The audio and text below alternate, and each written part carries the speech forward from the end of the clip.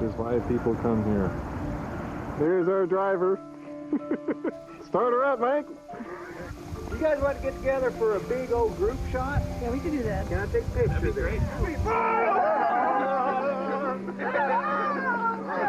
The Falater family is living in Arizona. Scott Falater is a successful engineer. He's working at Motorola. Yarmila Falater pretty much is in charge of the kids. It's not on. Yes, it is. Michael is 12. He's your typical boy. And then you have Megan Falater. She's 15. Scott and Yarmila have been happily married for over 20 years, and Scott calls her Yarm for short.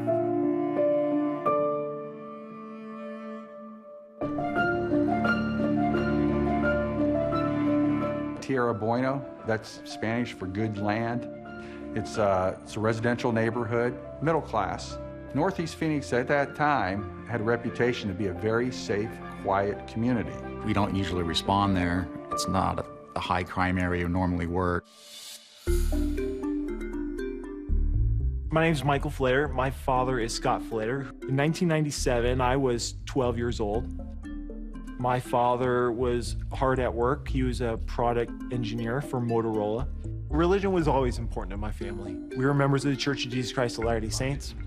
He was teaching early morning seminary, so he would wake up and he'd be teaching the seminary at 6:15. He'd drive my sister to school, and then he would drive to work, and he'd usually be home for dinner.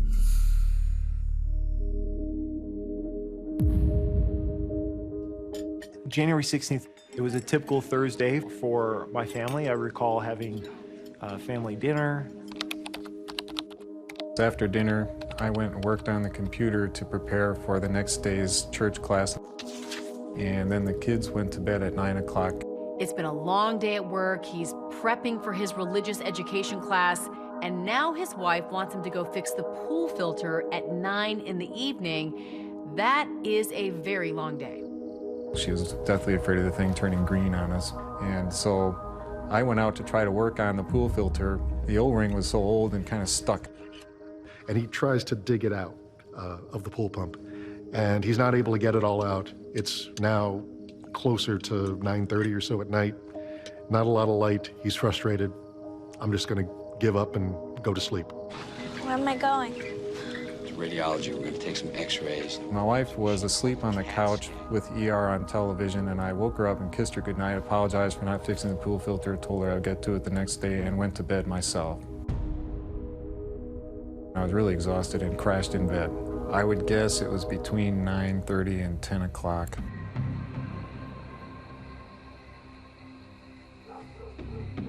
Greg Coons and Stephanie Reedhead live next door to the Falaters. Greg and I were getting ready to go to bed somewhere a little after 10, probably 10:30.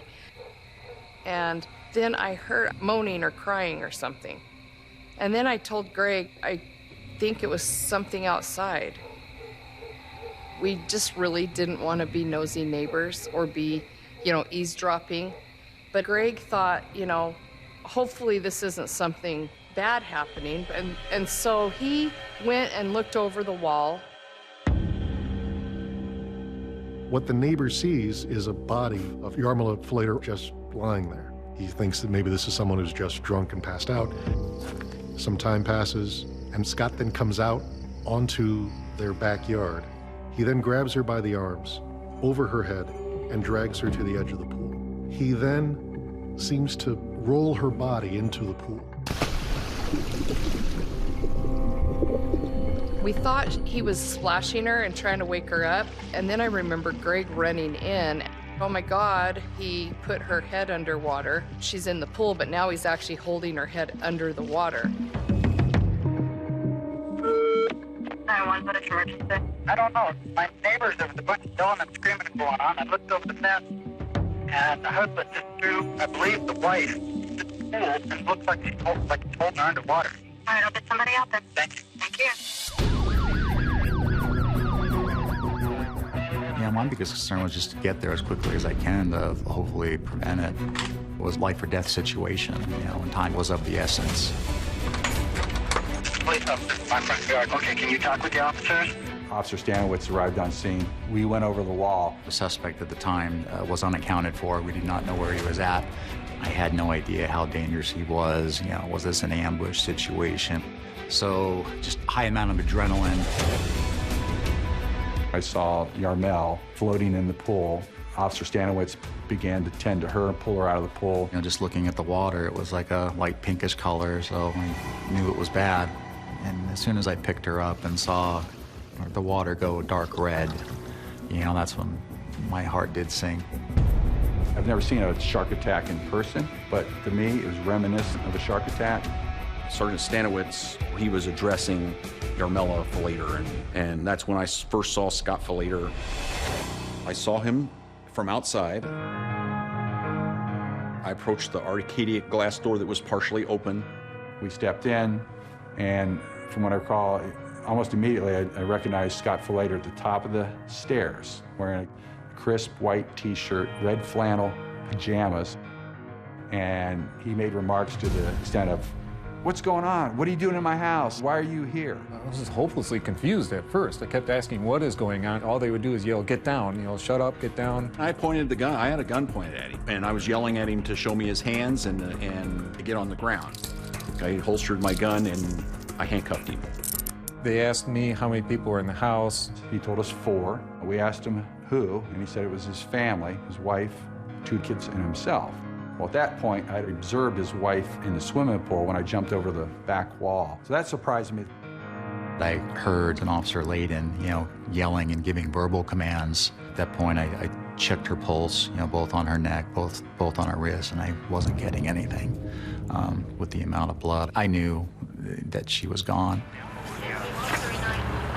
105, 1025. As I laid there, I could hear people talking, and I could tell from their conversations that Yarm was out in the backyard hurt, and that they were working on her. Took him out to the patrol car to secure him in the back of the patrol car.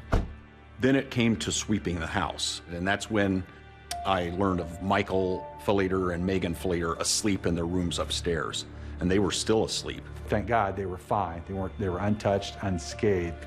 The next thing I recall is a police officer waking me up sometime very early in the morning, telling me that my parents had gotten in a fight and had a disagreement. I thought that was all odd because I had never seen my parents fight or argue. I was concerned about their welfare and their mental state and trying to protect them as much as possible and minimize what they have to see or hear at that moment in time. We went out the front door.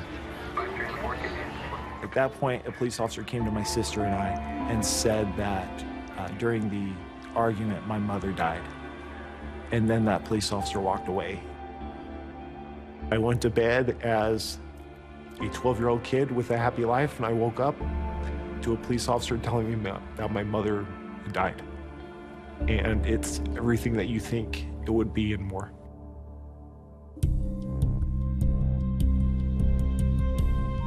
After Scott's arrested, he's taken downtown for one of the oddest and shortest interrogations we're used to seeing. And believe it or not, police will focus on a Band-Aid. Don't know where the Band-Aid came from?